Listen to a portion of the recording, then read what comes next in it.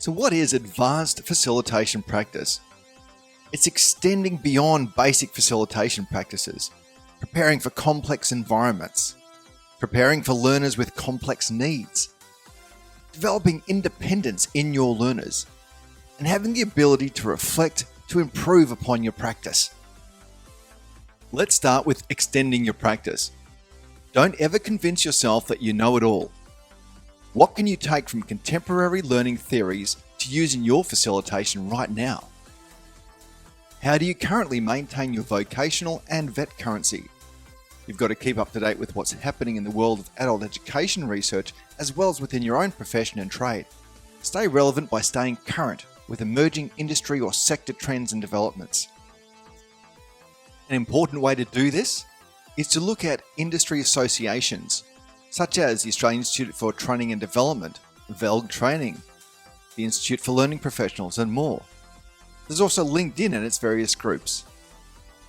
And in addition, an organisation that's associated with your particular industry. So don't get stuck in the mud. When things change, change with them. Don't fight against them. Look for ways to innovate and work smarter, not harder. We can categorise those factors that might impact upon our training as micro or macro factors. Micro are local factors that impact you directly. Macro factors are broader factors that might influence your industry or have some impact on government regulations and laws. The more often we facilitate, the more likely it is that we're going to experience some sort of complex learning environment. This can include things like workplaces undergoing some sort of change or conflict, maybe some cultural differences, or even LLN issues and noisy or uncomfortable environments. I recently facilitated a workshop in a large organisation undergoing a significant change where restructuring and downsizing, so to speak, were an inevitable outcome. This had the effect of raising the emotional level of the class, which made it important for the facilitator, in this case myself, to keep everybody on track while still allowing them to feel the emotions that were occurring at that time. Differences in culture can lead to very uncomfortable situations for the learners. For example, where a heavy industry worker is placed into the very politically correct environment of a public service office setting, or someone more used to working with their hands in, say, an outback situation is placed into an office situation to talk about their feelings. And lastly, there's that very real and common situation of an uncomfortable environment, whether it's noisy, dusty, odorous, windy, maybe at a high altitude, hot, cold, dirty, wet, damp, and so on. Advanced facilitation means not only being aware of these complex situations, but being able to deal with them in a very effective manner. Who do you currently talk with to ensure that you're keeping on top of changes within your industry or within your role as a professional facilitator? Access people from within and without your organisation, specialists, representatives, and so on. The information they can share with you can be vital to the way you progress as a professional facilitator. Finally, review the strategies that you've implemented so far to improve your practice and make documented changes where necessary. It's fair to say that every learner has complex needs. Whether they become disengaged or they have a learning difficulty, perhaps they have a disability. Let's start by looking at some of the causes of disengagement. Either the training is not relevant or interesting. Maybe they don't identify with you as a facilitator. They lack some self-belief or self-efficacy. They have an inaccurate understanding of how to succeed.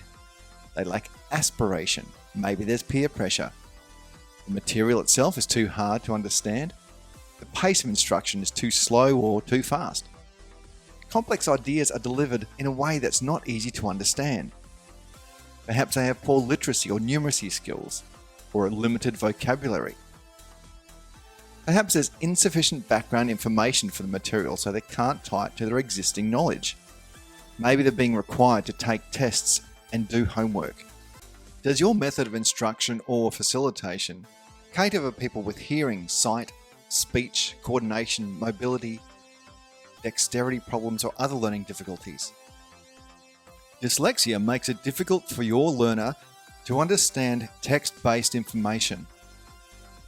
Dysphagia or dysgraphia are writing problems, often involving having visual perception problems. Dyscalculia is the severe difficulty in making arithmetical calculations as a result of a brain disorder. Developmental coordination disorder, or dyspraxia, can impact the person's ability to carry out motor skills activities. Then, of course, there are other non-verbal learning disabilities and language literacy and numeracy developmental issues. There are a number of associations and websites in your state or nationally that support learner development.